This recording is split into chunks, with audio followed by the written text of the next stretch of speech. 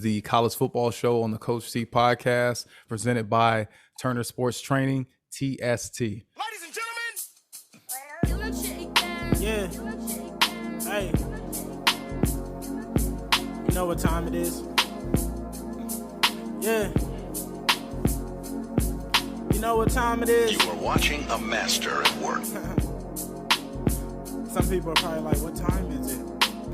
You know what time it is. Showtime. Hey, what's up, guys? Coach T. I'm here.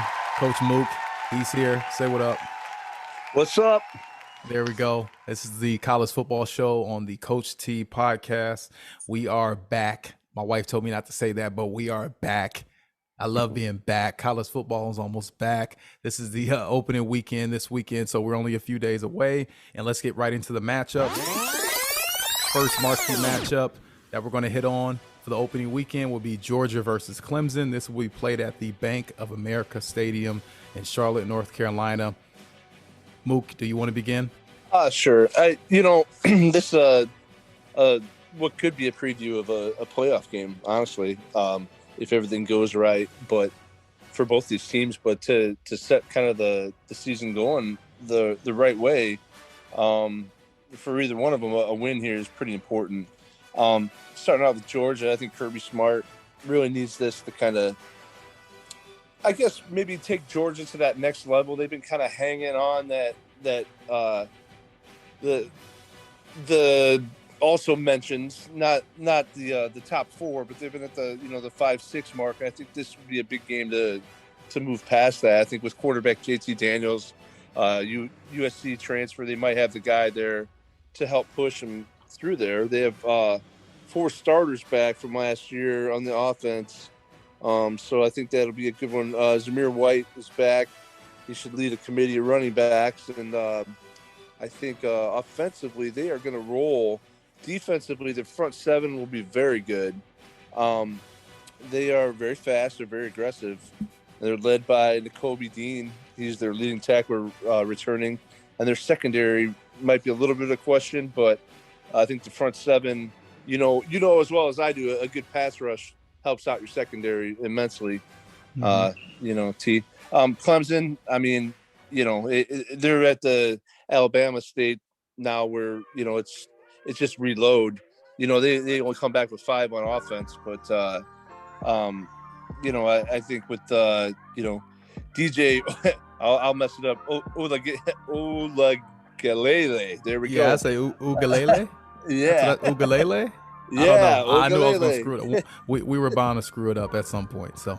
Yeah, I know. And I even spelled it phonetically because I could say it 10 times fast, but the 11th time, of course, I missed it.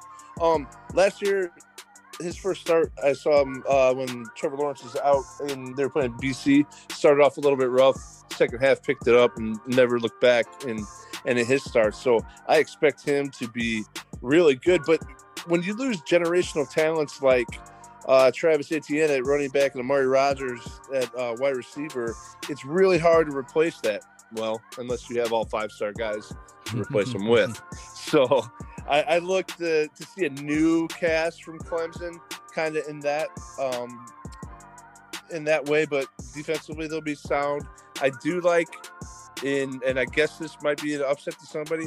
I'm going to go out and limb, and I think that getting them early, I'm going to take Georgia in this game over Clemson. Okay, there you have it. Coach Mook going with Georgia in that matchup. A couple intriguing things for me in this matchup. Number one, for whoever wins this game, this is an opportunity to gain bragging rights in the recruiting front. This game is held in North Carolina, kind of, a central ground, firm, fertile recruiting ground for both of these teams. So opportunity for bragging rights. This is also a battle of the former 5-star quarterbacks. You mentioned him, DJ Ugalele, former 5-star quarterback. He was rated by PFF preseason rankings as the number 8 quarterback overall entering the season. And JT Daniels, the Georgia quarterback, who was, as mentioned, a USC transfer, is ranked the 23rd quarterback entering the season. So you have high potency quarterbacks entering this game. Should be a great matchup.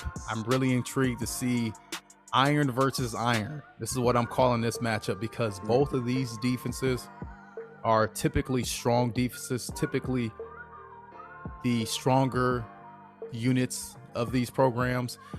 Brent Venables, Kirby Smart, they will have these guys ready to go. They have their engines revved up, and I'm actually going to go with Clemson. They turn the heat up second half, and they seal the game late.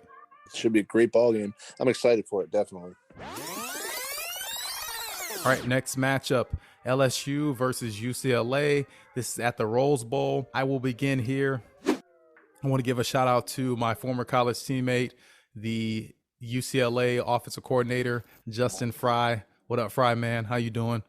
Ed Orgeron versus Chip Kelly. Who has more pressure to win this game out of those coaches? Ed Orgeron, 5-5 last year, coming off a national title. And then Chip Kelly, fourth year. This is kind of a put up, shut them up type of year.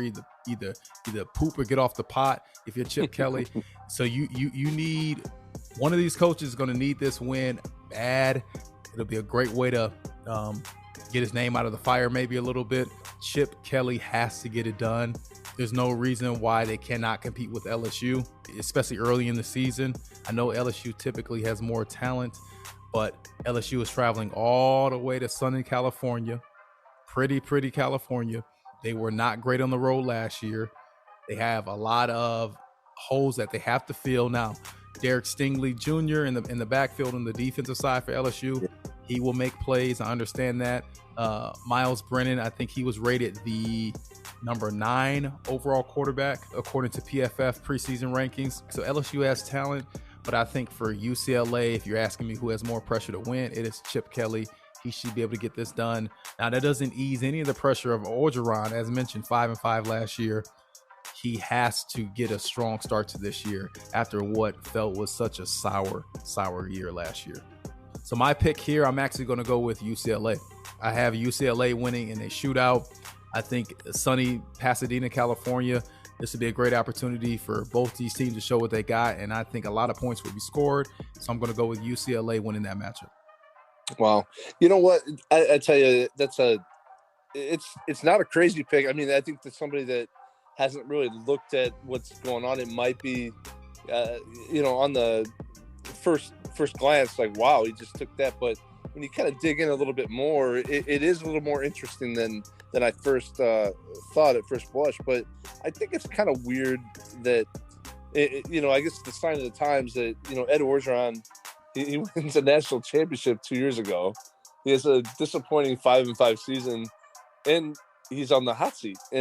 But that is Southeastern Conference football, and that's just the way it goes. And on the other side, Chip Kelly is in year 4, and if he goes 6-6, and hits a bowl game, he might get an extension, or he's on the hot seat. I mean, it's wild. I look at it the same way you do. I think that Miles Brennan coming back this year healthy and being able to throw to guys like Keyshawn Boutte and Jerry Jenkins, they're 2 big play guys. I think the offense of volume that they're going to put out this year through the air is going to be pretty impressive.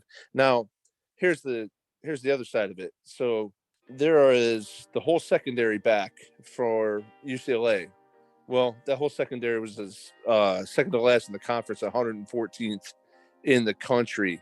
So that's kind of the good news, and it's also kind of the bad news. On the other side of the coin, they were number 2 against the run, and I'm thinking maybe because nobody had to run.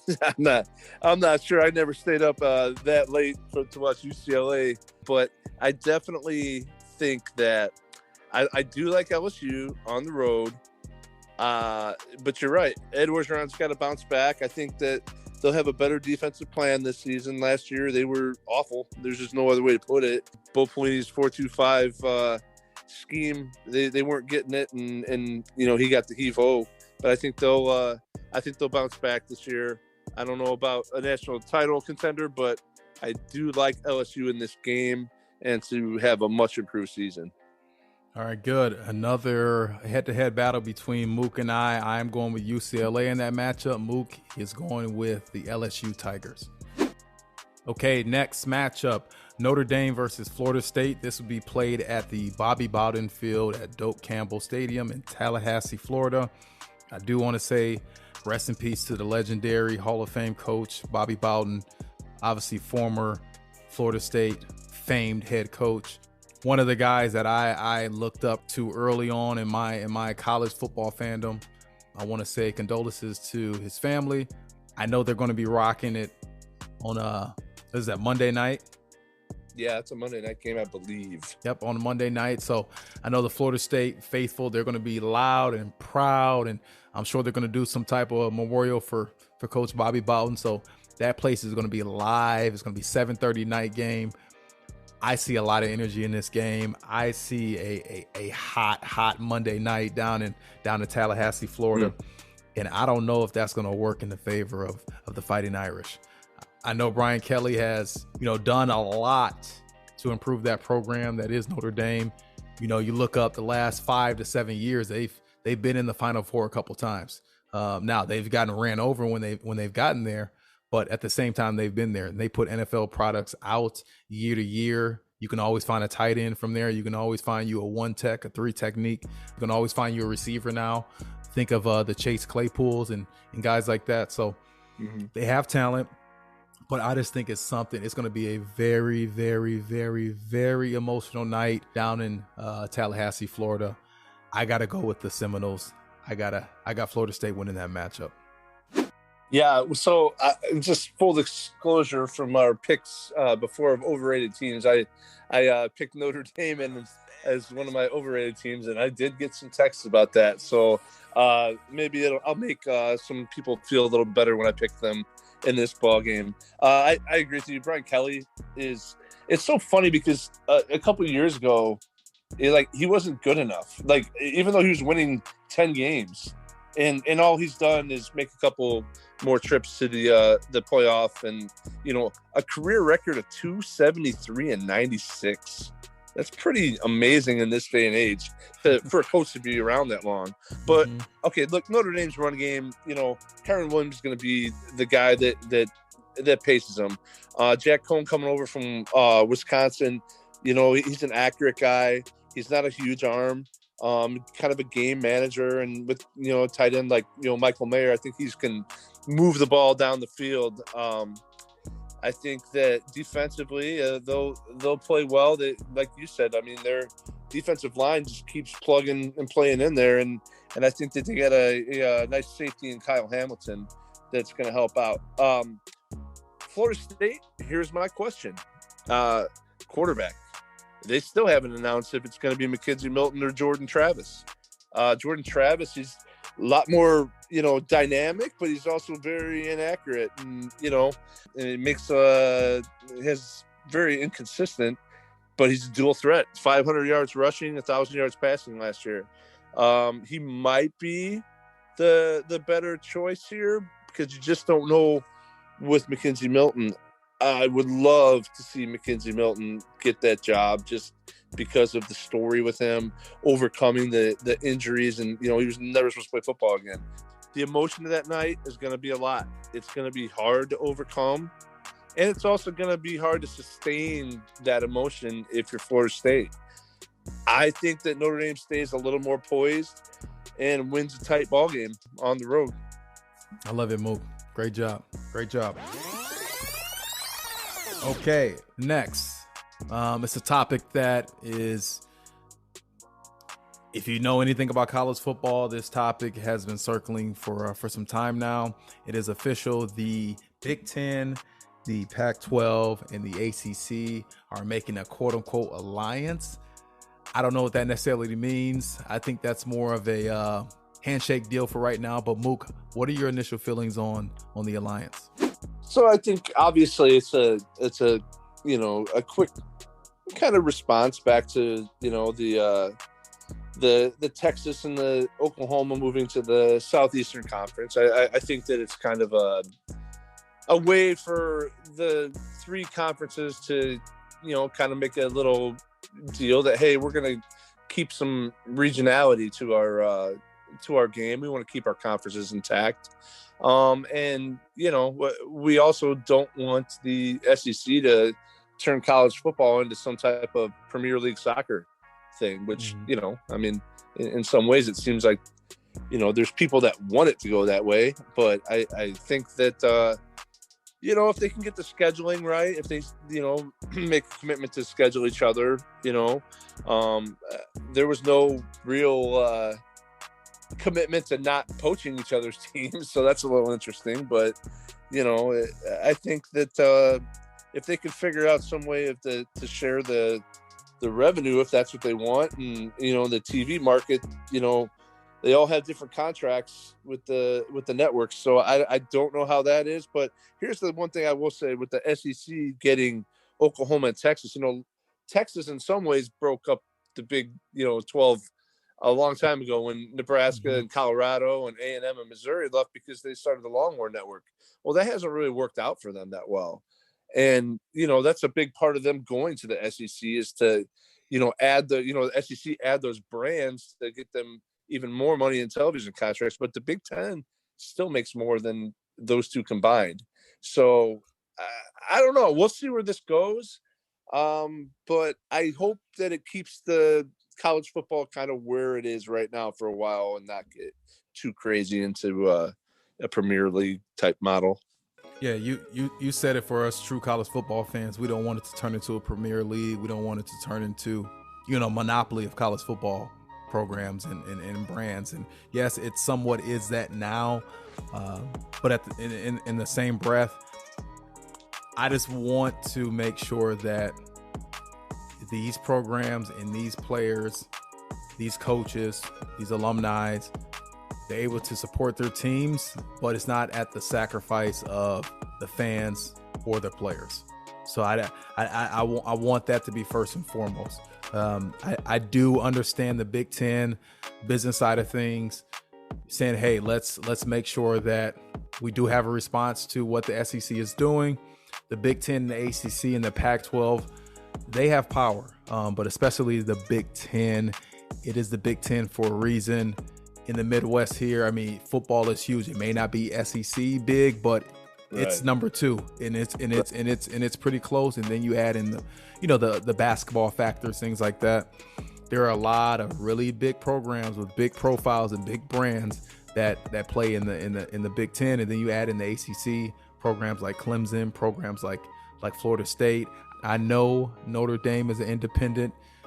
They are loosely affiliated with the ACC, so you never know how that's going to play down the road. Pac-12 has a couple of marquee franchises like USC. So having an alliance is a good response to your point. Where it goes, we shall see. Yeah, it's going to be interesting for sure.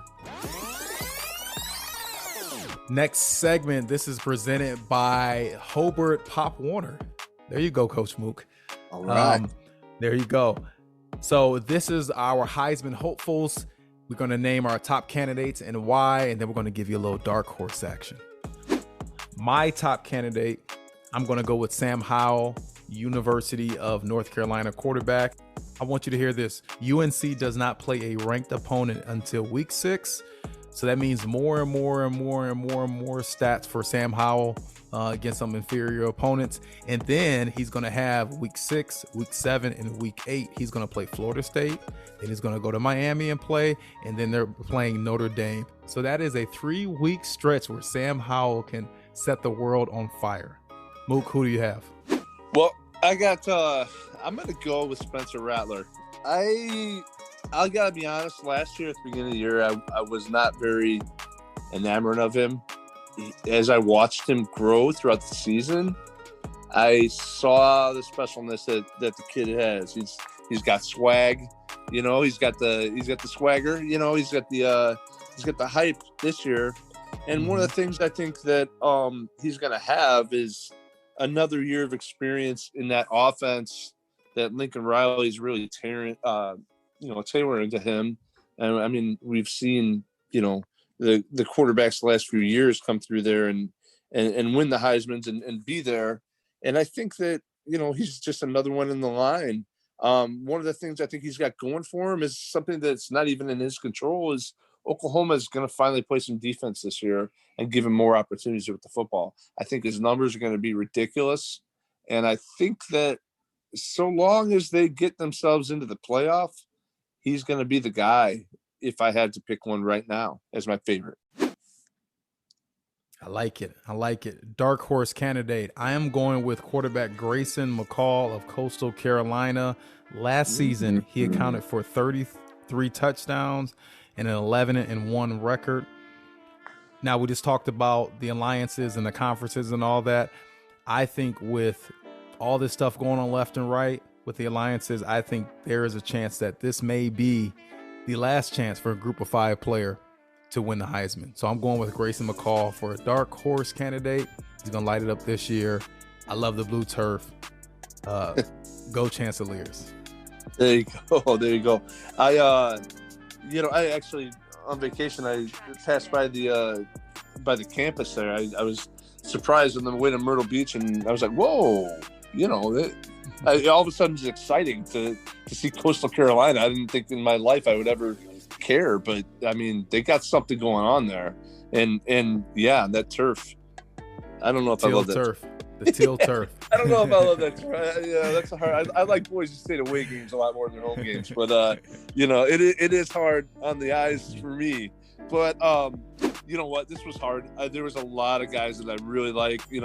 I thought about really getting dark horse. What would Indiana have to do to get Michael Penix Jr. there? And I thought, well, they would have to, pull some upsets along the way in the Big Ten and maybe beat Cincinnati, they got Desmond Riddler. What would he have to do to, so it goes on down the line. I'm like, what if Iowa State did it? And, Breece Hall, he's one of the best running backs in the country, and Brock Purdy. But I settled on this, and this one took me by surprise that I picked this guy. But after doing a little bit of film watching and just a little more reading, I all of a sudden, hey, I'm a Keaton Slovis fan, quarterback from USC. They have a schedule that if they can kind of get it rolling, they don't have Oregon or Washington on their for crossovers. So they really got Notre Dame as their big one. If they can pull an upset, you never really know. I mean, they could back their way into a playoff scenario without even being one of the preseason top pick teams. It would be a surprise team, but he's going to get the volume of throws, that's for sure. In only 6 games last year, he threw for 1,900 yards, 17 touchdowns, and 7 interceptions. And I think he's going to improve on that. He has his whole offensive line back. He didn't get great protection last year. If he gets it this year, his numbers might go through the roof. So that's my kind of dark horse. And a name to watch out for USC is Drake London, his receiver. Well, I think we'll do a really good job this year for him. Okay, those are our Heisman hopefuls, our top candidates, and our dark horse candidate. Last segment, we're going to talk about a little bit of what made us college football fans growing up. These are our favorite memories of becoming a college football fan. A little bit of our origin stories. I will begin. Coach T here. I remember waking up early Saturday mornings. I was maybe 7, 8, 9 years old. And I mean, I would get up early by myself. No kid is willingly getting up that early, but I'm getting up because I am trying to watch College Game Day. I fell in love with that show. Reese Davis and Lee Corso, former Indiana coach, Kirk Herbstreit, all those guys. I would stay up, watch all their shows in the morning and then go right into all the football games, the Saturday slate, from ACC to the Big Ten to the Pac-12, the SEC, all that. I mean, I would stay up all day and night, watch as many games as possible, root for whatever team I thought had the coolest jerseys, and it's just a way to go from Keith Jackson to, whoa, Nelly. I remember that, whoa, Nelly, when someone would make a big play, from the big hits to the mess jerseys to the, the long towels and swag rags. Bob Greasy, Vern Lundquist. I mean, just the announcers that ring bells with me. Just their voices are etched in my mind. I remember Michael Bishop had his big run at K-State 2 years in a row. I'm from Michigan, so Lloyd Carr being at Michigan and, you know, them playing Michigan State. He had Nick Saban at Michigan State at that time, Plaxico Burress, TJ Duckett, Tim Couch. I remember him before he was the #1 pick, before he was this huge bust. Well, he actually was a really good college football player. Played at Kentucky under Hal Mumme. Mike Leach was there. They threw the ball a lot. I was an aspiring quarterback and receiver, and I'm like, wow, this school is throwing 4 and 5 wides. Like, I'm not used to seeing this, you know. You know, just things like that where I learned at an early age. I love this thing called college football because it was such emotion, such pageantry. There were all these cool different teams from different locations. So it was almost like seeing like a different tribe or different people just being able to compete, you know, in the game, great game of football that we all love. So that's my origin story of becoming a college football fan. Mook, how about you? Yeah, I mean, you hit so many of the things that you know, I feel the same way about.